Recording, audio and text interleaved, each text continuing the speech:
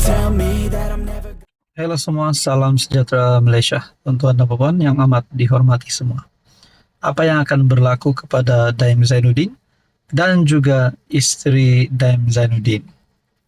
Saudara-saudara, seperti yang kita semua sedia maklum dan sudah tahu berkaitan dengan isu ini, di mana Daim Zainuddin yang juga bekas Menteri Keuangan, juga sekutu rapat Tun Dr. Mahathir Mohamad, bersama istri Daim Zainuddin yaitu Naimah Khalid yang telah didakwa di mahkamah kerana tidak mematuhi notis. Jadi saudara-saudara, ini adalah juga berkaitan dengan pengisytiharan harta. Ramai rakyat Malaysia yang sudah memahami ataupun sudah mempunyai satu pemahaman bahawa Tun Daim Zainuddin adalah bilioner ataupun jutawan. Kalau setakat 10,000 rasanya Daim Zainuddin tak kecut. Namun saudara-saudara, berkaitan dengan hukuman penjara, adakah Daim Zainuddin dan istrinya berisiko untuk ditangkap masuk penjara sekiranya selepas mereka didakwa mereka akan kalah di mahkamah dan mereka berisiko untuk dipenjara?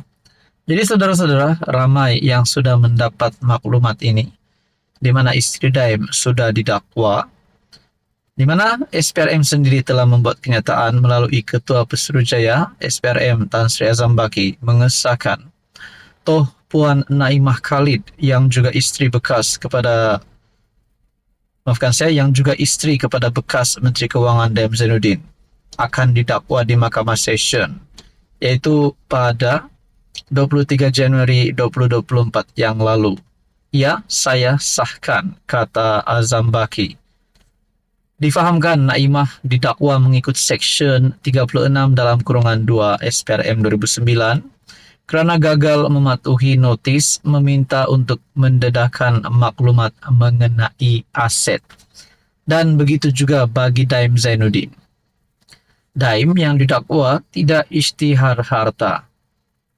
Bekas Menteri Keuangan Tun Dr. Daim Zainuddin mengaku tidak bersalah di Mahkamah Session atas satu pertuduhan gagal mematuhi notis SPRM dengan tidak mengisytiharkan 70 aset hartanya dan satu bank account Disember tahun lalu.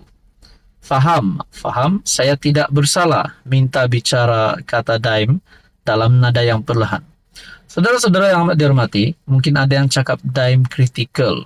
Bukan kerana kesihatan, tapi kerana keadaannya yang sedang didakwa. Namun saudara-saudara, kita juga tahu Daim Zainuddin juga sendiri,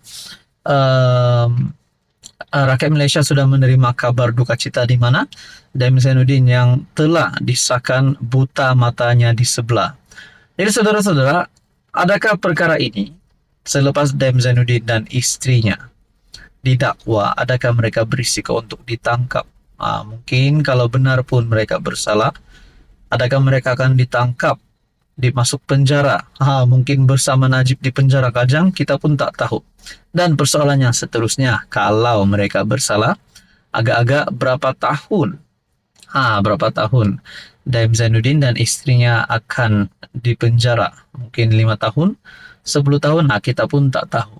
Jadi saudara-saudara, berkaitan dengan ini kita nantikan saja keputusan terkini dan update terkini berkaitan dengan kes Daim Zainuddin dan juga istrinya. Saudara-saudara, apa komen Anda? Halo semua, salam sejahtera Malaysia, tuan-tuan dan puan-puan. Baru-baru ini kita dikejutkan dengan wakil rakyat ataupun ahli parti. Ada yang lompat ke sana, lompat ke parti sini. Bahkan bukan sahaja ahli, tetapi kepada wakil rakyat, adun ahli parlimen, ada yang melakukan tindakan melompat parti. Namun saudara-saudara, berbeza bagi UMNO ataupun Barisan Nasional. Mereka telah mengadakan satu perjanjian, yaitu mana-mana wakil rakyat yang berpaling tada melompat parti, mereka perlu membayar RM 100 juta. Berkaitan dengan ini, Jailani, apa yang berlaku kepada Jailani setelah beliau lompat parti? Ini satu keputusan terkini daripada kepimpinan UMNO melalui ketua pemudanya yaitu Akmal Saleh. Akmal ucap selamat kumpulkan RM 100 juta kepada Jailani. Maksudnya saudara-saudara, mana-mana wakil rakyat daripada UMNO yang cuba untuk berpaling tada, yang cuba untuk melompat parti, akan dikenakan saman, rasanya saman RM 100 juta. Adakah dengan ini disahkan Jailani perlu membayar RM 100 juta kepada UMNO? Dan sekiranya benar beliau perlu membayar RM 100 juta, adakah beliau akan muflis? Lagipun saudara-saudara, jumlah RM 100 juta ini bukan satu jumlah yang sedikit, tuan-tuan dan puan. Ketua Pemuda UMNO Dr. Muhammad Akmal Saleh mengingatkan Adun Rembia, Muhammad Jailani Khamis, supaya tidak memutarbelitkan fakta atau berdalih untuk membayar saman RM 100 juta kerana melompat parti. Adakah dengan ini, saudara-saudara, ramai lagi wakil rakyat daripada UMNO yang mungkin mempunyai niat yang sama seperti Jailani, akhirnya terbatal kerana mereka fikir RM 100 juta ini main-main. Akhirnya ini adalah salah satu contoh yang boleh dilihat oleh wakil rakyat daripada UMNO. Sebaliknya dia berkata, dakwaan Jailani bahawa UMNO mahu menjadikan dia muflis, dirinya sebagai tidak masuk akal serta lari daripada situasi sebenar. Faktanya, kamu Jailani yang nak tanda tangan perjanjian itu tanpa ada paksaan, dan kamu perlu mengambil tanggungjawab apabila melompat parti. Terimalah sahaja kenyataan ini dan UMNO hanya menuntut balik janji yang kita sama-sama persetujui. Bagaimanapun saya nak ucapkan kepada Jailani, good luck mengumpulkan dana RM 100 juta daripada sekarang untuk dibayar kepada UMNO, katanya kepada media. Dr. Akmal berkata, sebagai calon PRN Melaka pada 2021, Jailani sendiri yang menandatangani perjanjian itu.